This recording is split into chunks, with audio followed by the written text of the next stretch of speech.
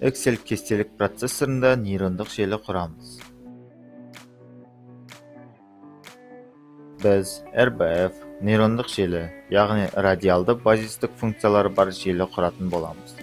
Бұл желіні жіктеу есептерін шешуге және оқыту үлгілеріне қолданады.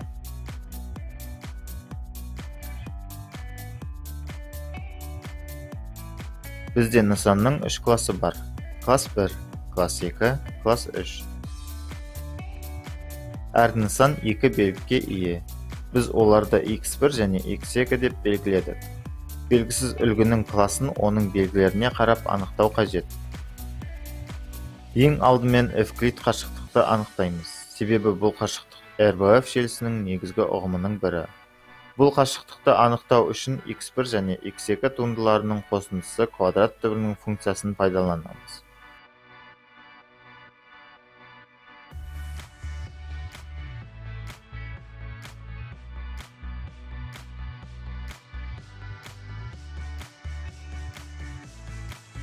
Осы формуланы енгізіп, тізімнен түбір функциясын таңдаймыз және осы функцияның аргументі ретінде тағы бір функция туындылар сомасы болады.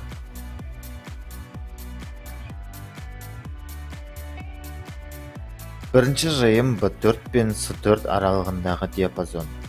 Екінші жиым дәл сол диапазон болады.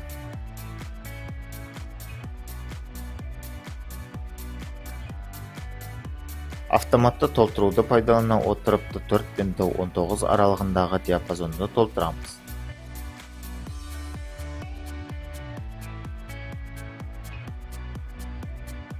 Евклид қашықтығындағы x1 координатына тең болатын нормаланған координатты табамыз.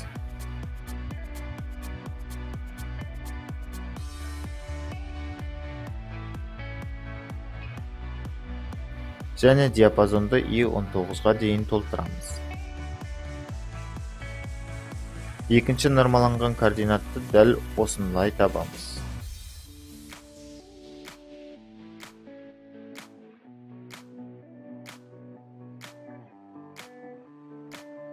Дәл осы функцияларды белгісіз үлгі үшін есептейміз.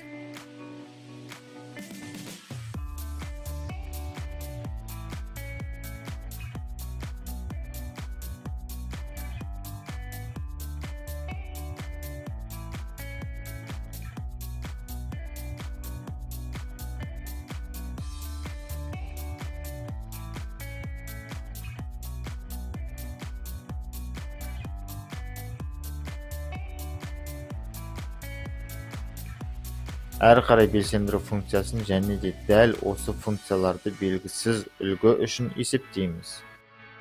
Бұдан әрі экспонент формуласын пайдалана отырып, әр нысан үшін белсенді функцияны есептейміз.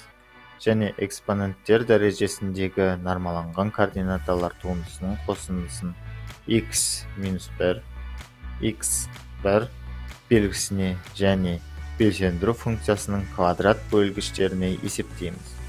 Оны біз желіміздің жалпылама функциясына өзгерте аламыз.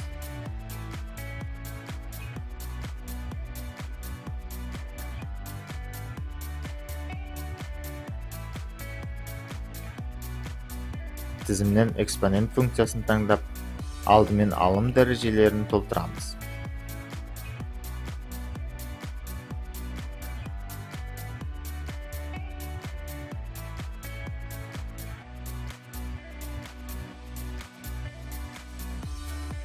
Белгілі үлгіні бірінші жиым ретінде, белгісіз үлгіні екінші жиым ретінде аламыз.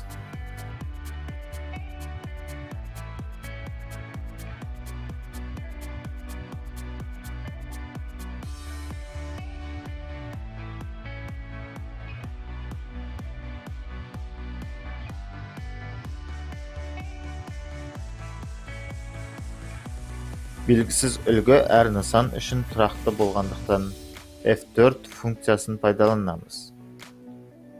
Әрі қарай экспоненттер бөлімінде бірлік шаршының белсендіру функциялары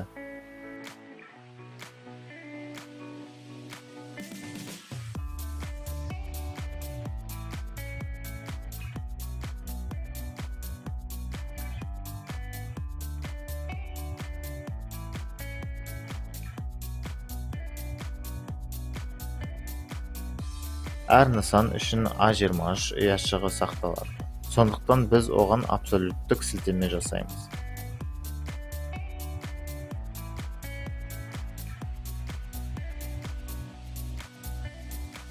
Және H4 пен H19 диапазонының арасын толтырамыз.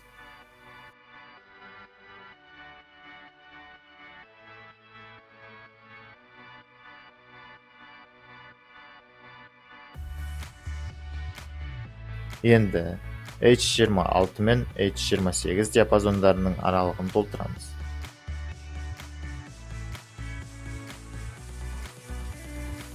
Бұл диапазонды егер функциясын пайдалана отырып толтырамыз.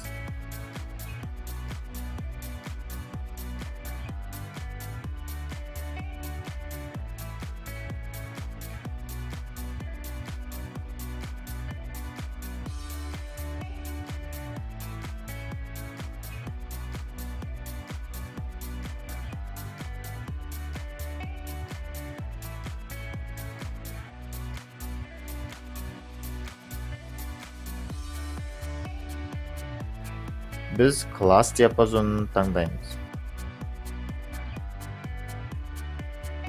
Ол H26-дан H28-ге дейінгі барлық ұяшықтар үшін сақталады.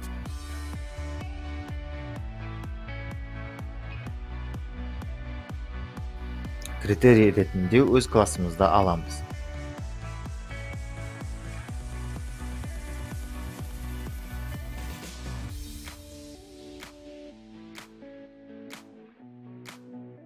Және оны бағанға аралас сілтемемен белсендіру функцияларға қосу диапазонын жасаймыз. Әрі қарай экспоненттер бөлімінде бірлік шаршының белсендіру функциялары. Әр нысан үшін A23 ұяшығы сақталады. Сондықтан біз оған абсолюттік сілтеме жасаймыз.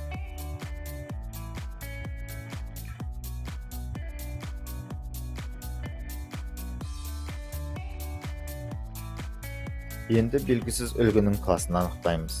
Белгісіз үлгінің класы үшін көрсетілген қашықтықтағы ұяшықты немесе ұяшықтар ауқымын қайтаратын ығыстыру функциясын пайдаланамыз.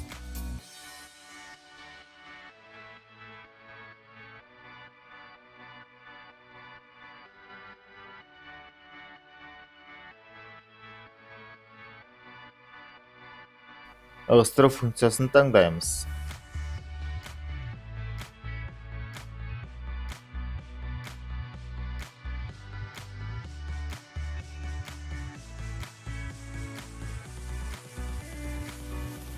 Сілтеме ретінде 125 ұяшығын көрсетеміз.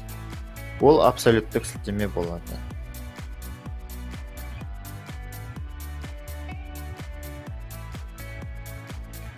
Ал жолдар бойынша ығысуды бізге берілген ұяшықтың позициясын табу қажет. Сол себепті біз ұяшықтар диапазонынан мән позициясын қайтаратын позицияларды іздеу функциясын пайдаланамыз. Біз H26-дан H28-ге дейін диапазонның ең үлкен мәнін іздейміз.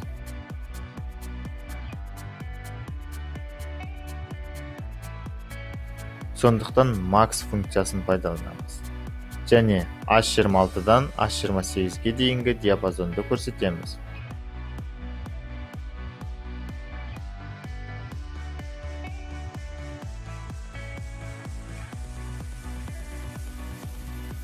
Ол абсолютті сілтеме болады. Позицияларды іздеу функциясына ораламыз.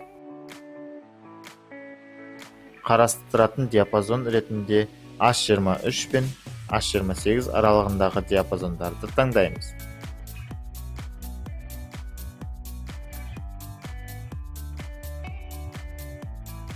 Сәйкестік түр ретінде нөлді және жылжыту функциясын аламыз. Бағандар бойынша жылжу бізге қажет болмайды, сондықтан тағы да нөлді аламыз.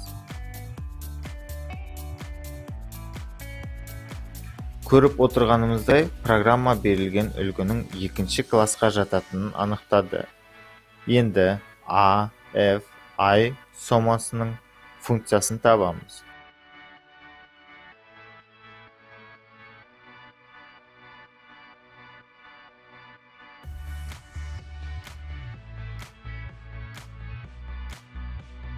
ол да ығысу функциясы бойынша анықталады.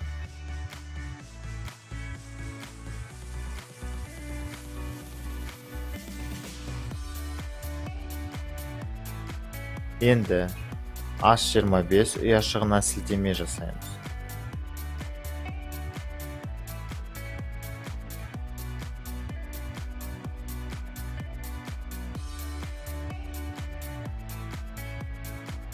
Жол бойынша ығысу, позицияны іздеу функциясы. Осы диапазонды қарастыра отырып, диапазонның ең жоғарғы мәнін іздейміз.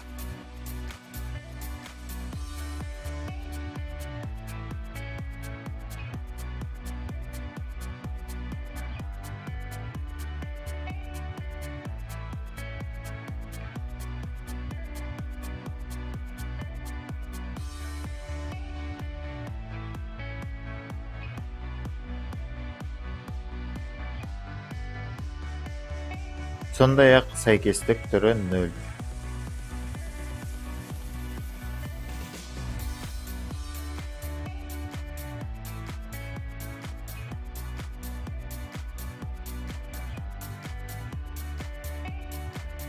Біз мұнда екінші классқа сәйкес келетін 0,151 мән бар екенін көреміз.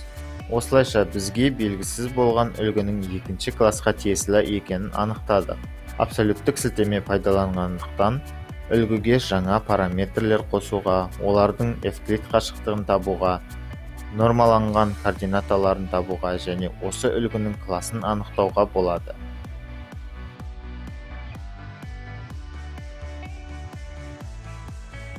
Демек, біздің нейрондық желі өзінің тікелей міндетін жүктеуді орындады.